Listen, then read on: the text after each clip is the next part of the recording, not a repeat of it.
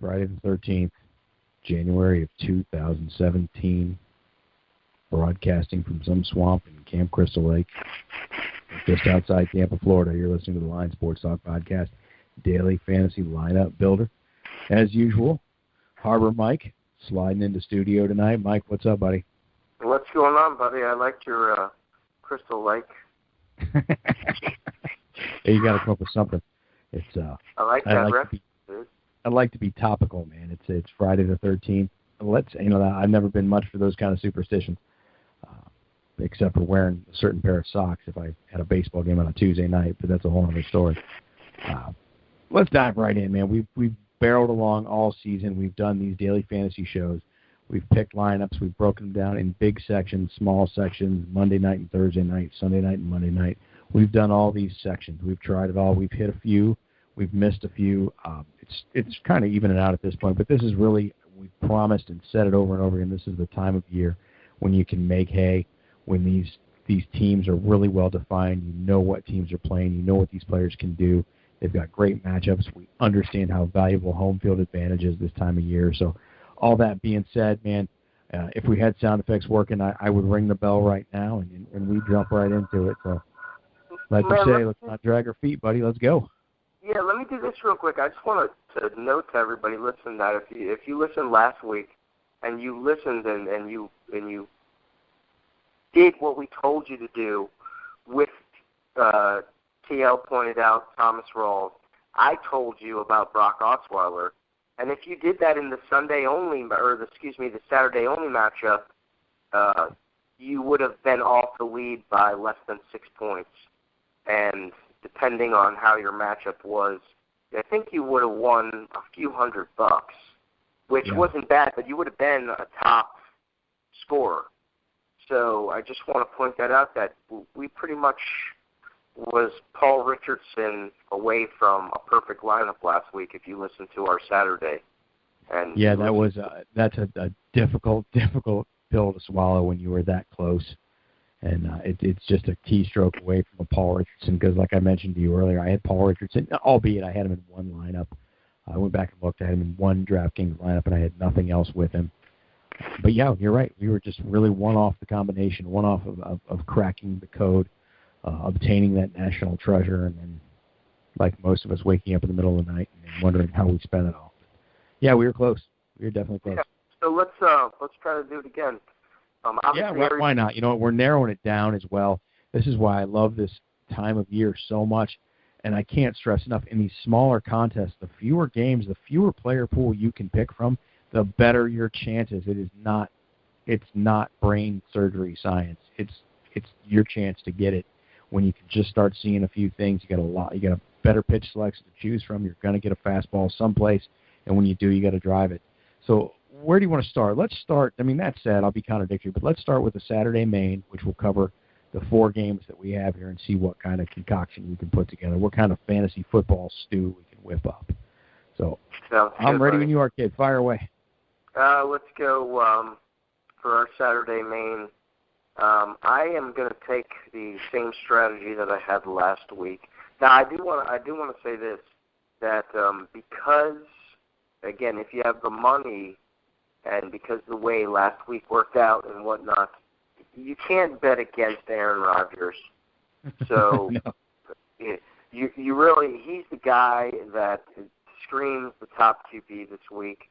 So definitely if you can, start a lineup with him, but obviously at his cost and everything. It's going to be a little more challenging because, you know, it's challenging for me to create the lineup that I wanted with my strategy, which is I'm jumping in with Alex Smith. If you see him, he's the cheapest, even $200 cheaper than Brock Osweiler.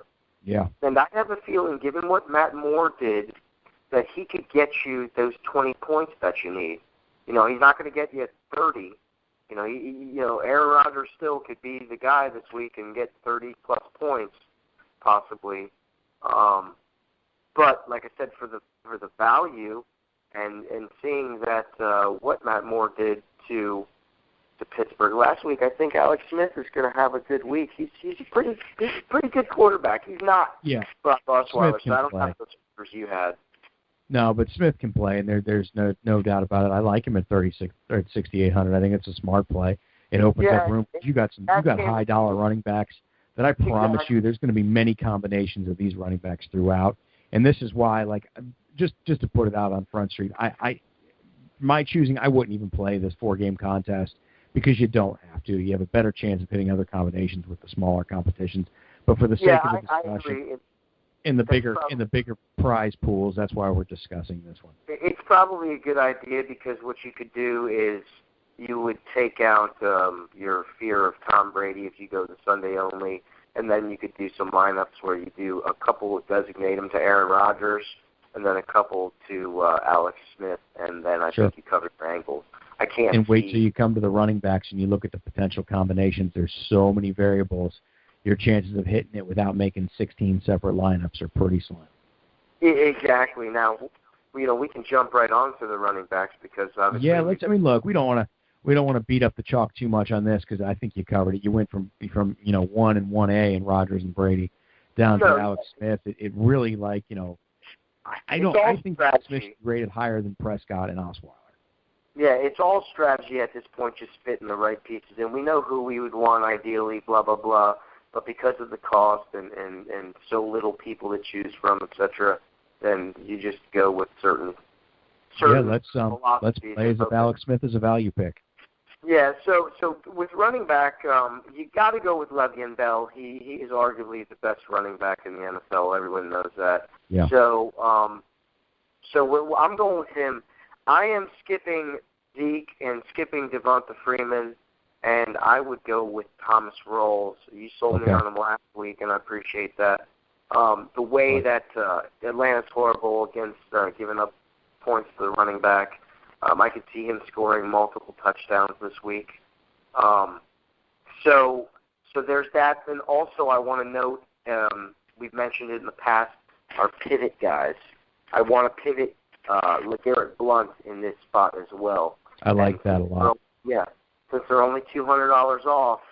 And so this way I have some comfort. I don't think Lamar Miller's going to do much. But we mentioned Zeke and Devonta as far as me skipping them. I think both of them could theoretically have good games. Now, you saw what Seattle did last week to the second or third string running back from Detroit. And then Zeke is Zeke. But I think overall, I think they might be decent. Green Bay. I mean, they haven't given up too many touchdowns on the ground. And so I think the game, I'm hoping the game becomes like last week and they kind of have to abandon the run to a degree. They won't abandon him, but he might get, 12, 15 points and still have a decent day, but not. I want to throw an option out there at this running back, especially on the pivot play. I watched that Houston Raiders game intently last week, and I noticed something. They really like to push Jadeveon Clowney up the field and up the line. And one of the quicker ways to slow a really fast defensive end or a fast outside linebacker down, somebody who's winning the penetration battle, you slow him down by the screen game. And I think Dion Lewis could be a sneaky play. I think James White could be a sneaky play. Keep in mind, something that tends to happen in daily fantasy, especially, or playoff fantasy, is after these teams have had a bye, 2 weeks go by, you've watched every game, and you start to forget what that team was doing a couple weeks ago. I think it's important to note that those smaller scat backs out of the backfield for New England are something to be you pay attention. At 5,400 on Dion Lewis and James White at 4,500, I think if you can pinpoint who's playing, there's a lot of value in those cheap running backs. Yeah, I agree. Again, it becomes almost an overwhelming factor to try to start. That's why I try to whittle it down to just a couple different guys and keep my fingers crossed based upon probability. Yeah, it's a crapshoot. Because I noticed that Dion is getting his carries, but he hasn't seemed to do too much with them, and it seems like that that I just don't know if I want to do that with James White. Seems to be the guy that gets the passes. That's right. So it could go. If you sweep those two together, I would be comfortable starting that hybrid guy.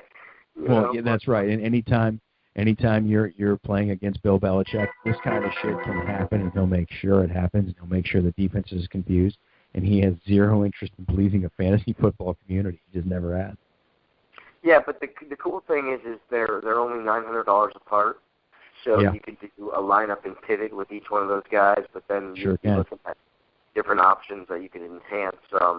And Deion Lewis hasn't really had that explosive game yet this year. Not that huge blow up that he was actually having last year. I mean, if he has, I don't see it on the schedule. Let's make this call right now. If you're in a lineup and you've stacked every other position with who you feel you want, and you're poor, like less than $5,000 poor, then a James White would be a good start in that. Yeah, I think if you're in that position, you've started Antonio Browns and that's what you're going to want to do. There's a lot of big price players in this board that you almost can't be without. Yeah, I agree. I like the James White play. I like the Deion Lewis. I do think that you probably plug Deion Lewis in there with the $900 plus advantage and stuff everything else around it. That way, come game day, if you have an opportunity or you see Saturday that he may not be the number one or not the number three, whatever, or maybe he's inactive, something like that, because you still have $900 to plug in. Once you remove Deion Lewis and add James White, then you have more room to make a decision. So just being price conscious and economically conscious as you go forward. Yeah, no, that's not a bad move at all. Yeah. Playing cards, man. It's all one big game, one big gambling roll. So that said, homie, let's move on to wide receivers. But I'm going to tell you that as I put this all together, I do like LeGarrette Blount first and foremost. I can't disagree with you at all. I think he'll be an integral part in that game. Yeah, I do too. I think slide them wideouts. I think he's going to be one of the top running backs this week. Actually, I'm hoping. I hope so. I'm spending $7,300 buckets on him. Exactly. When I do this for this lineup here, I'm starting to get thin quick at wide receiver because I want to stack, not to jump to tight end, but I want to stack Kelsey. He seems to be the juiciest tight end option this week. I don't believe. You got to speak up for me a little bit. Get a little closer to the mic. I'm having a hard time hearing. Yeah, I don't think Ladarius Green is going to play. So the only other tight end that I really like, I like Kelsey and I like Martellus better this week. But not to jump there, but I was just mentioning how I'm stacking Kelsey, so I'm poor. So at wide receiver, what I'm doing is I like the matchup as far as scoring with Doug Baldwin at Atlanta. So I have him as my highest dollar guy. Then I'm going down to Tyreek Hill at the number 2 spot. This is one lineup. I don't know if I would put Tyreek in a bunch, but like I said, because I'm going with Alex Smith, I'm trying. He's been pretty productive regardless of how he's scoring each week, and I think it's going to continue. They have to utilize him to win. Well, he's their big play ace. He's the guy that does pop those games wide open. I think without him, this team's probably not where they are. Yeah, exactly. And so if you see what he's doing each week, he's double digits for the last 4 weeks. And 1 week he almost got 20 points, and then he's had a couple other. He's had a couple monsters in between there, and not too many duds. Exactly. So they're finding different ways to get him the ball. Being at home, I like it. And then here's my this is the one that's going to separate us from the crowd here. Because like I said, I'm anticipating good games from Julio, and so I will do other lineups where I don't necessarily go. So, I'll sit Le'Veon Bell and then maybe just go with our Thomas Rawls and LeGarrette Blount and have the change to go up and take Baldwin out, etc. But with this one, this is my dark horse pick, and he's at $4,600. Oh, boy, here he comes. I think he's going to be a guy, if he doesn't get wasted and try to, I think Michael Floyd will score a touchdown and have 40, 50 yards. I think he's going to be the forgotten guy in Houston, and I think he like I said, he's coming on. I'm starting to feel this vibe of this is the guy that is going to get you into the top 10 if we get all the other positions right. I think that's a really daring play, and I like it because it really is. It's Belichick.